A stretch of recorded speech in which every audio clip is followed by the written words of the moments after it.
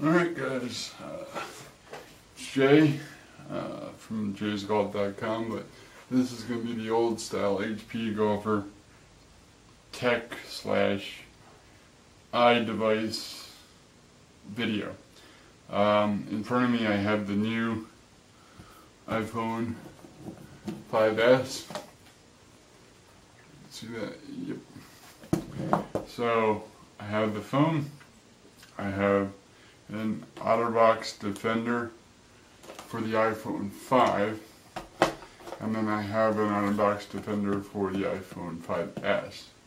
I'll show you what those differences are. And I also have the Spigen Tough Armor to compare it against the OtterBox Defender series. The Defender series I have had on my 4S since purchase, so I never go naked with my iPhones. I always have to have what I like to call a J-proof case on this, because I'm clumsy, I drop stuff, and to be honest with you, I like the tactile feel of an OtterBox case, or at least the old style. It enabled me to get a better grip on it. This was a bit too thin. Not width-wise this way, but this way it was a bit too thin for me. So I like a little bit more girth, if you will. Okay, so getting into the cases. I might edit this out depending on how long it takes, but here's the OtterBox for the iPhone 5. Now this has the old, well, pseudo old style casing with all the plastic.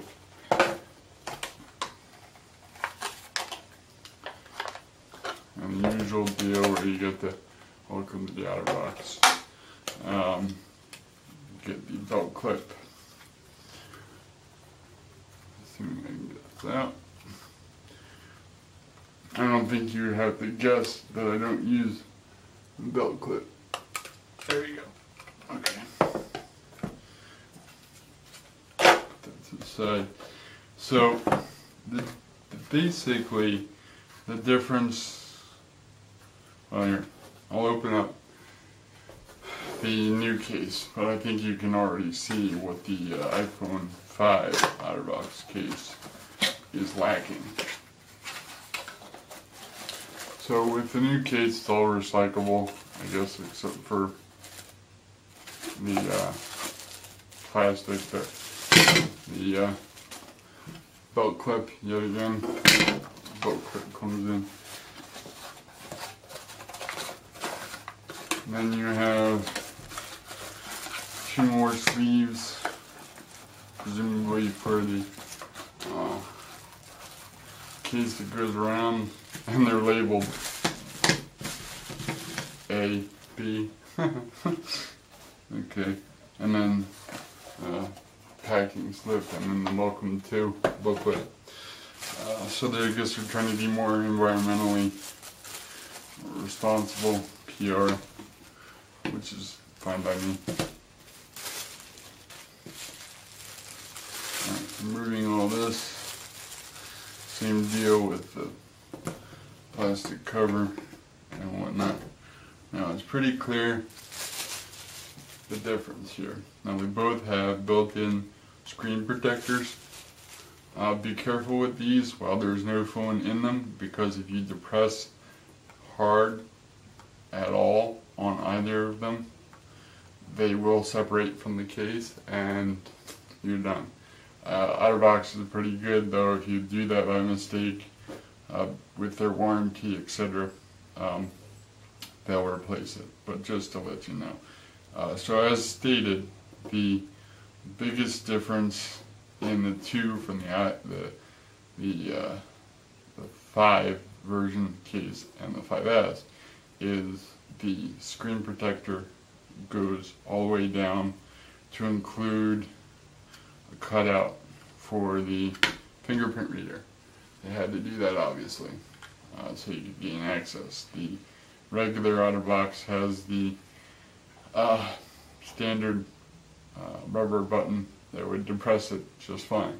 So I'm going to see if I can put this in the 5 case to see if everything functions, if for some reason you don't want to use the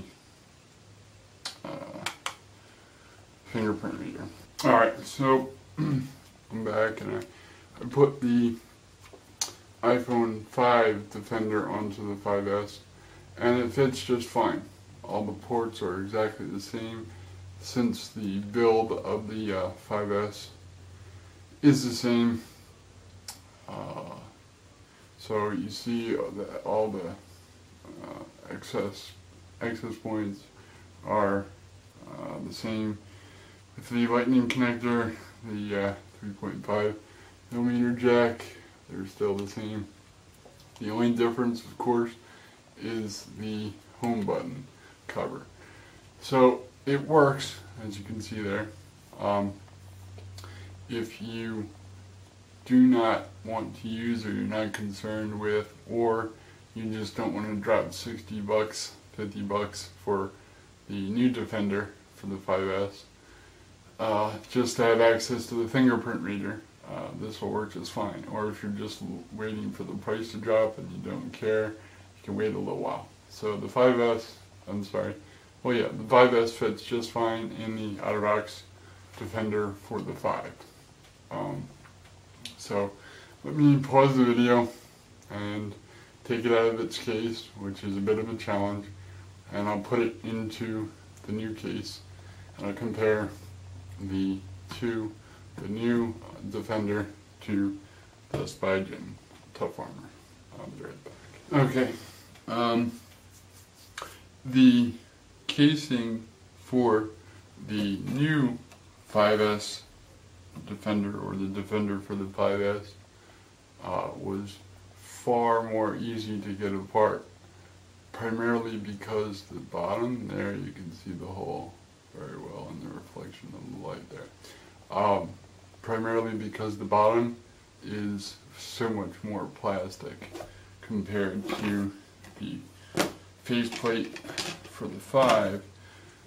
You see how that's all hard plastic, not clear plastic. There's the hole, and we'll find the reflection. But either way, so that being the case, just as a side note, to get the inner case off the 5S was far more easy with the phone not in the case itself. Before I put that on though, I'm going to unbox the, I have to read this here, Spigen Tough Armor. Now this,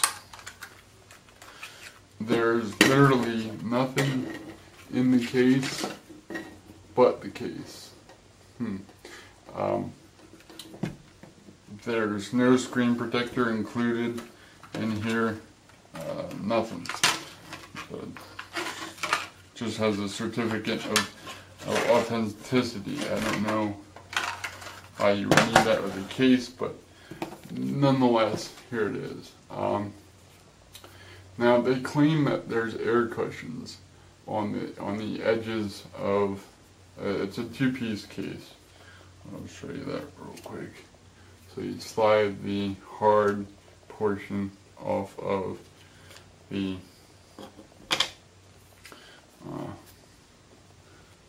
polycarbonate material, rubbery material. Their claim to fame is that in each corner there's a space for an air cushion. So if you drop the phone on its side, there'll be a cushion, some compression to allow for the safety, etc.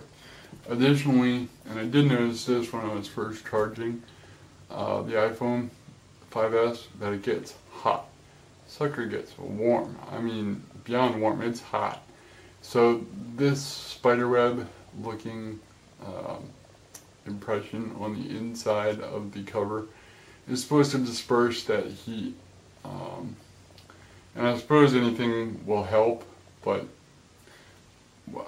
whatever, it is what it is. It's still just a case. It has a soft feel, so it's not going to scratch the back, in theory. You can see the cutout for the Apple logo is not covered, as in the 5S. That's still a hard piece of plastic covering the Apple logo, if that concerns you. Obviously the cutout is there for the camera, as well as the cutouts for the speaker and the 3.5 jack and the charging. So anyway, putting the phone in here is far more simple than the Defender, obviously. At this point, you put on the back plate. It just snaps on, easy peasy, nothing too special.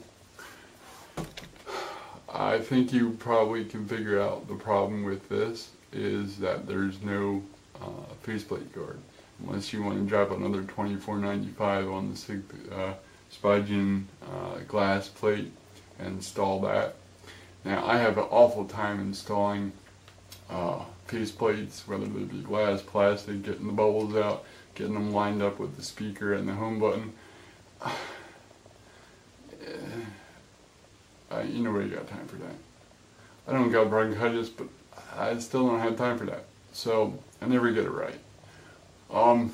There is a bit of a ledge to this, so if you do put it face down, it's not going, and it is on a perfectly flat surface. There will be some space between the screen and the surface that you're putting it on. I'd also guess that if you had a screen protector, be it a Zag or a no-namer, or even the Spigen glass plate, this would still fit over it. I can't say for sure, but I would think that you might risk some raising on the edges if you had a screen protector on here, because this does loop over the edge. You can see it here a little bit, how it does loop over the edge a bit. So that could be a problem. But in terms of a case, if you want something that's going to protect the sides and the back, minus the Apple logo, of course, as I mentioned, this is definitely, it feels good in the hand. It's a little slippery because of the hard back plate. It is not grippy, as opposed to the wrap that goes around the Defender, which is a little bit tacky to the hands, a little bit grippy. So I'll take this off and we'll put the Defender on. Now, as far as the directions say to get this off, it says to push at the top and there she comes right out. So, alright, not too bad. Again though, there's no screen protector. Alright, so lay the phone into there. The back plate, again, I don't know how this is going to do in terms of heat dispersion, because it does have a rubbery material that does protect the back of the phone, which I like. And like I said, the cutout for the Apple logo is covered with plastic, so there'll be no heat dispersion there. So we'll have to see how that works out. But for now, let's just get it together.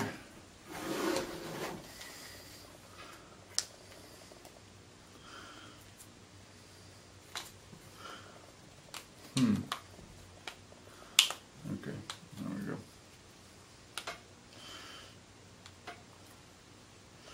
Alright, well, let's see if I can get some reflection going here. Hopefully you can see the cutout is perfect for the fingerprint reader for the home button. There's maybe a millimeter or less cut around it, so you can get in there easy. In terms of feel, it's virtually flush. It's very, very thin. It's probably thinner than some of those Spigen or other manufacturers that make the tempered glass faceplate. You can barely feel it, so I like that. That's good. And it should be easy, to get it into the cover, especially given that there's not much going on down here, except there are a couple cutouts, and you have to get this over. You know what? Unlike the old style, let's put it in the bottom. There we go. Alright, yeah, put it in the bottom first.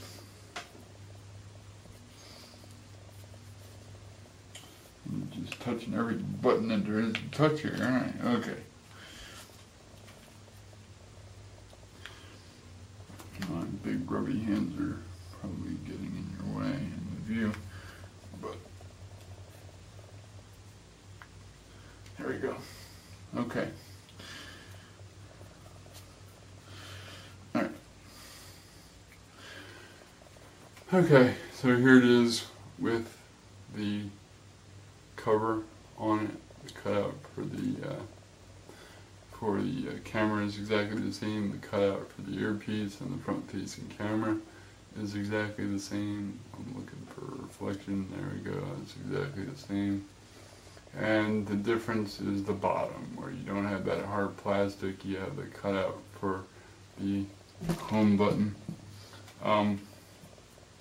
There's no difference with getting access to the charging port.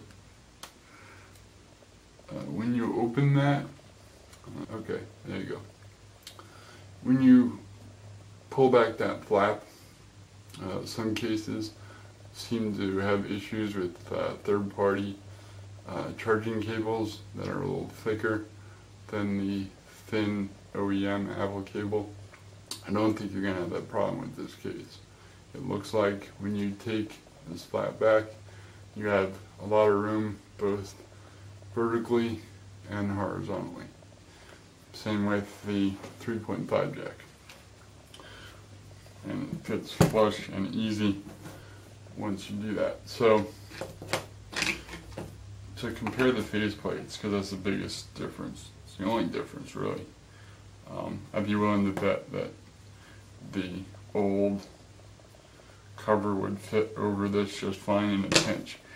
But you don't have the cutout to access the home button and the fingerprint reader. That's the difference. So that's it. Hopefully you enjoyed that. Maybe it was a little long-winded and you watched me struggle with putting it on and taking it off. And I also wanted to compare the Spigen Tough Armor, which is claiming to be a replacement or an alternative to the Defender. Even when you go on Amazon.com, it literally compares itself to the Defender in terms of thickness.